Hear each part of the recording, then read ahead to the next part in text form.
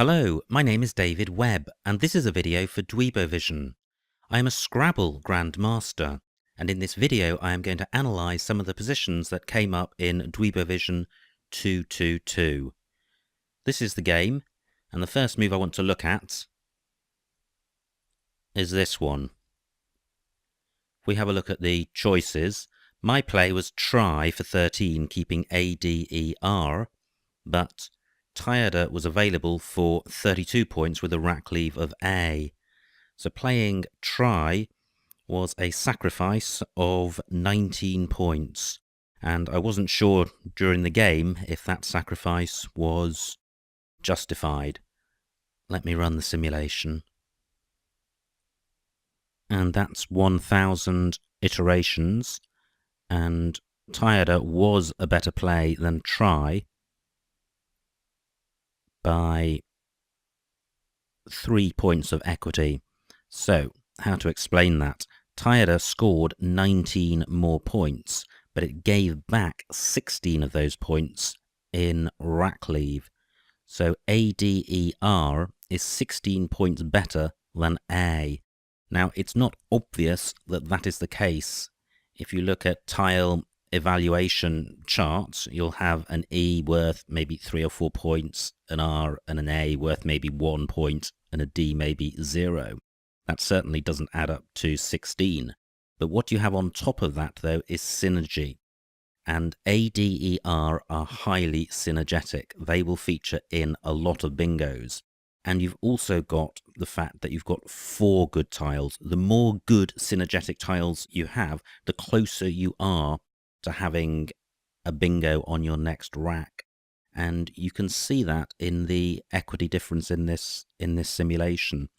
I don't think there's anything else going on the board to account for this equity differential apart from score and rack leave. And ADER is a pretty good set of 4 tiles. And what's interesting, a move I didn't consider during the game, is Urari.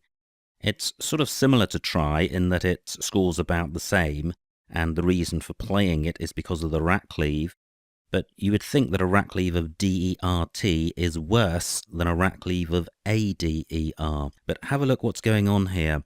Urari is opening up column K, and in particular it's putting a vowel in column K. So the rack leave of DERT is effectively an available rack of DERTI in column K, and the same in row 10, and DERTE in row 11. And those are really good 5-letter bingo-y combinations.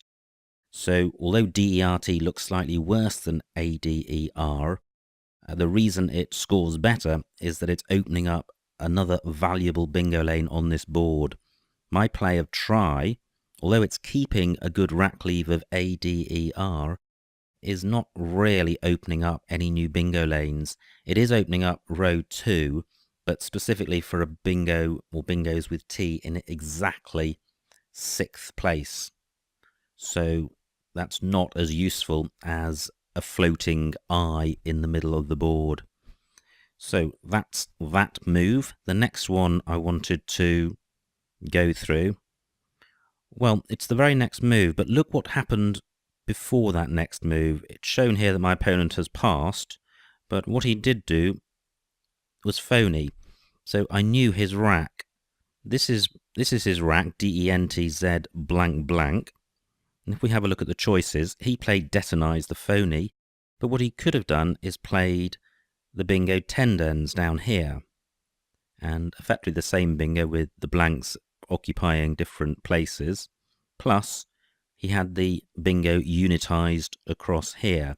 So keep the location of those bingos in mind. And if we go back to my next rack, so at this point I knew what my opponent had. I hadn't worked out what bingos he had, but I knew that he had both blanks and that his rack looked quite bingo-y. So, if we now have a look at the choices, the 2 moves I considered were Chi up here and Cade down here. And I opted for Cade because I thought it was more obstructive in terms of my opponent's bingo prospects. And if you look at it, it's precisely that. It totally blocks 10 dens, and it blocks unitized. And this was the move I played, and before I run the simulation, let me run on to my opponent's next move and run the choices. Here you see he has no bingos at all, so Cade blocks my opponent's bingos of 10 dens and unitized. So if we go back to my rack here, and I know my opponent's rack.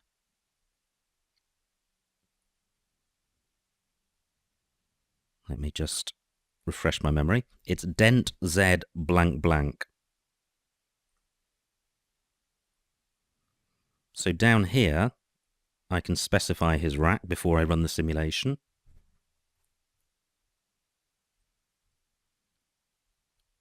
Dent Z blank blank. This is my move, Cade, and now I'll run the simulation.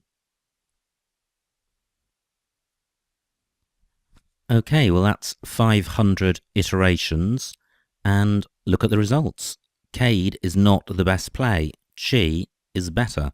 It wins just over 2% more games, and the equity differential is 4.3 points. So what's going on? Cade blocks all of my opponent's bingos. Chi allows him to bingo. So why is Chi the better play? And I've run this simulation 3 times, and I don't know. I don't have a definitive answer. So if you think that you do know why Chi is better, perhaps you can post a message below this video. The best I can come up with is that after Cade, my opponent can get 36 points by his play of Zeit, which I think was his best play or nearly his best play. And then his rack lever is DEN blank, which is very bingo-y. So what I think the situation may be is that Cade allows my opponent to get 36 points for Zeit and a high probability of bingoing, whereas Chi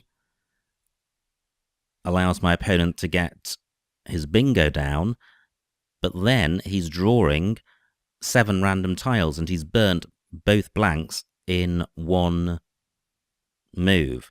So he gets his 70 odd points for 10 dens, but then what's he going to score from 7 random tiles? Maybe 30 points. Whereas after Cade, he gets a guaranteed 36 for Zeit and a high probability of bingoing next go. I'm still a little surprised by this result because a high probability of bingoing is not the same as having 100% definite bingo. So I'm a little reticent about putting forward this explanation as being a definitive explanation. There's very little difference in score between Chi and Cade. I think I didn't give the rack lever ADERW as much credit as it deserves because it does contain within it some good W suffixes such as where, spelt ARE and DAR, and ward. So it's possible that that rack leave is better than this rack leave. But I think what's really driving this simulation is the opponent's rack with his 2 blanks. I think issues of how good my rack leaves are is really irrelevant to providing a full explanation of why Chi is a better play than Cade. It's all to do with what my opponent does, and it's quite unusual to have a situation in which the best move is one which allows your opponent to bingo, and the move which blocks all of his bingos is second best. So, an interesting position. Now, the other move I wanted to go through was the Realtors play.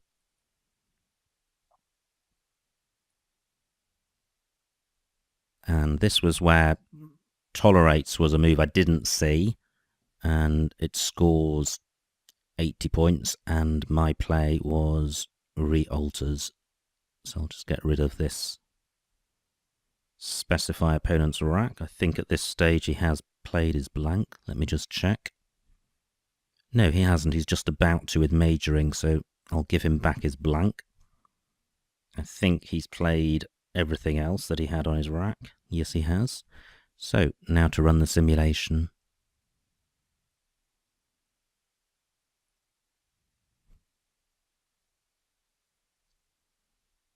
Okay, that's 500 iterations done, and Tolerates is the best play, and my play of Realtors was 16 points worse in terms of valuation.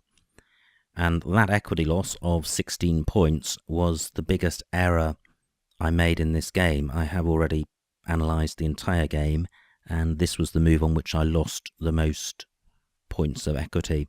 And I think it's useful to, or important to understand how significant suboptimal bingos are in terms of costing you points. Realtors looked like it was a fine bingo, but Tolerates was a much, much better one. And of those 16 points, you can see that 12 is accounted for by score. Rack leave accounts for nothing because the rack leave is the same when you bingo, because the rack leave is 0 tiles. So what is contributing the extra 4 points of equity for Tolerates? Well, it's the board.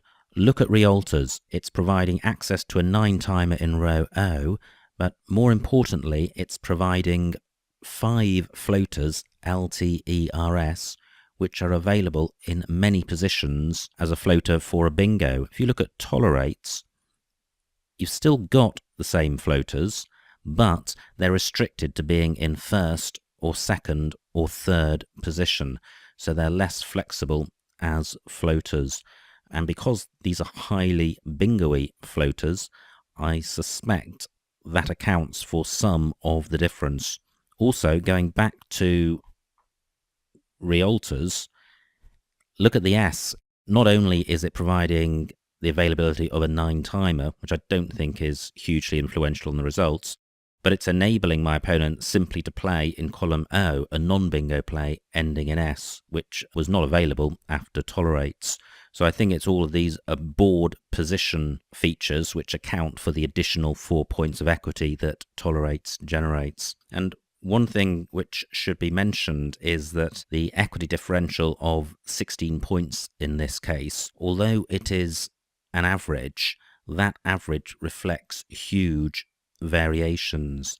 And what I mean by that is that sometimes Realtors will enable my opponent to score massively, and sometimes Realtors will actually be better than Tolerates for me. On this occasion, Realtors was a disaster for me. My opponent was able to come back with majoring for 116 points in column N, and he just would not have had that after Tolerates. So although the equity differential is 16 points, in this particular instance, my play of Realtors rather than Tolerates could and should have cost me the game. After majoring, my opponent had an unlosable position, which he went on to lose, but Tolerates would have enabled him not to play majoring, and I would have been likely to win. Look at this win percentage here. This means that I win 82.5% of the games after playing Tolerates. Look at the win percentage after Realtors. Only 69%. So 13% of games are lost after Realtors, which are not lost after Tolerates. That is a big, big difference. So if I could have spotted Tolerates during the game, it would have been a far, far better play. So those are the 3 moves that I wanted to go through. I mentioned during the game that my opponent could have won at the end and he made a mistake. But one point I didn't emphasize about that is if the only way you can win a game is for your opponent to make a mistake, it's your job to make it as easy as possible for him to make that mistake.